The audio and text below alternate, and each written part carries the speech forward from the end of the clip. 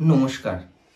আমি আজ আপনাদের সামনে এসেছি একজন নেত্রী হিসেবে, একজন অভিনেত্রী হিসেবে। আমি মানুষ, তবে তারও আগে আমি অভিনেত্রী।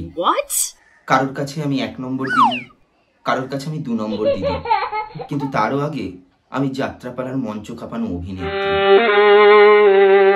আমি এতদিন কিছু বলতে পারছিলাম না, কারণ সাধারণত আমি এবার বলো বললে সবাই বলা শুরু করে, কিন্তু রাজনীতিতে আমি তো মাত্র একজন পুতুল।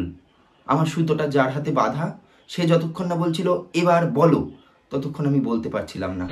এতদিন পর আমার বাংলার মায়েদের দেখে, বোনেদের দেখে খুব কষ্ট হচ্ছে। তারা ঝুলে ঝুলে ট্রামে বাসে করে যায়।